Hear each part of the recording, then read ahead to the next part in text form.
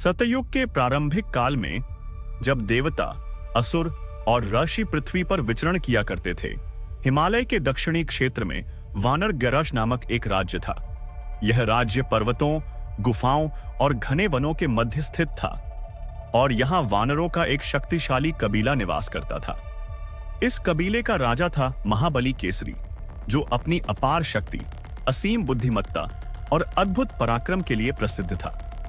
केसरी का शरीर पर्वत के समान विशाल था, उसकी भुजाएं वज्र के समान कठोर थीं और उसकी छलांग इतनी ऊंची थी कि वह एक ही बार में मीलों दूर पहुंच सकता था। किंतु वह केवल बलशाली ही नहीं, बल्कि नीति, धर्म और मर्यादा का पालन करने वाला भी था।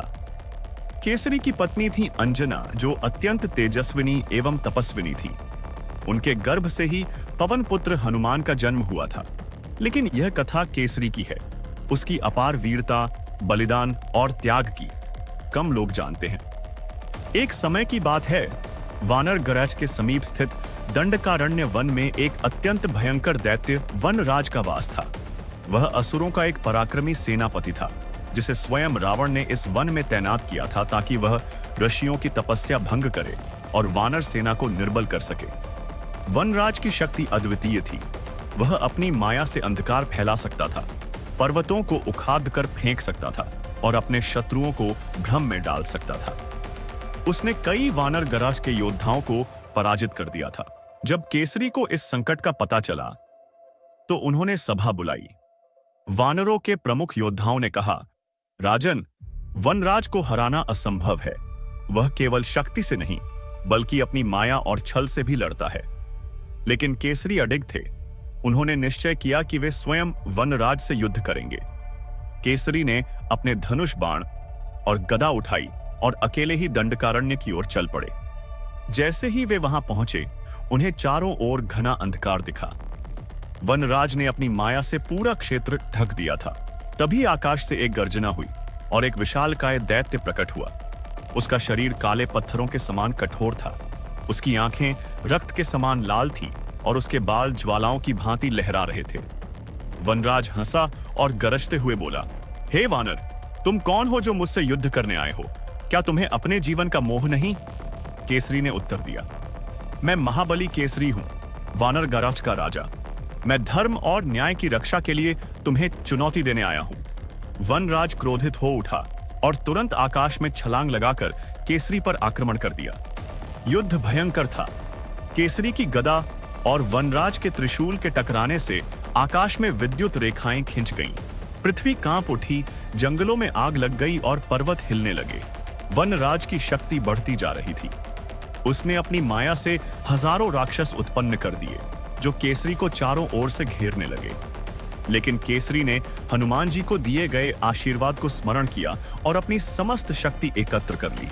उन्होंने एक ही आघात में असंख्य राक्षसों को समाप्त कर दिया और गदा से वनराज पर आक्रमण किया। किंतु वनराज ने अपनी माया से स्वयं को अदृश्य कर लिया और आकाश से बिजली के समान केसरी पर वार करने लगा। केसरी ने एक अंतिम उपाय सोचा। उन्होंने अपने प्राणों की आहुति देने का निश्चय किया। उन्होंने अपने संपूर्ण बल और तप से एक दिव्य वज्र से उत्पन्न किया और उसे आकाश की ओर उछाल दिया। यह वज्र सीधा वनराज के हृदय में जाकर लगा और वह भयंकर चीख के साथ नष्ट हो गया। वनराज के अंत के साथ ही उसकी समस्त माया भी समाप्त हो गई। जंगल का अंधकार मिट गया। ऋषियों की तपस्या पुनः प्रारंभ हुई और वानर गराज में विजय का उल्लास छा गया। लेकिन इस महासंग्राम में केसरी अत्यंत घायल हो चुके थे। वे धरती पर गिर पड़े।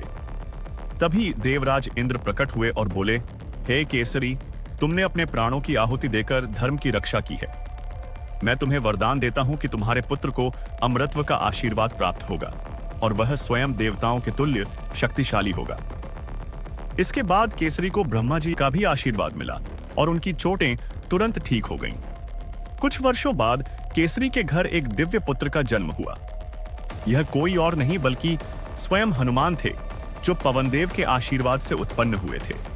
केसरी ने अपने पुत्र को न केवल बल, पराक्रम और युद्ध कौशल की शिक्षा दी, बल्कि धर्म, विनम्रता और सेवा भाव का भी पाठ पढ़ाया।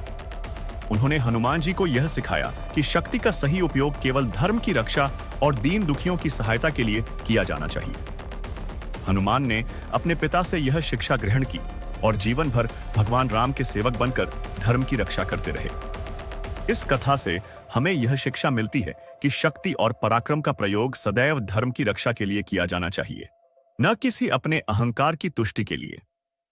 केसरी ने अपने प्राणों की आहुति देकर धर्म की रक्षा की और अपने पुत्र हनुमान को भी यही सिखाया। शक्ति तब तक महान नहीं होती जब तक वह सेवा और भक्ति में न समर्पित हो। यही सच्ची वीरता और महानता की पहचान है।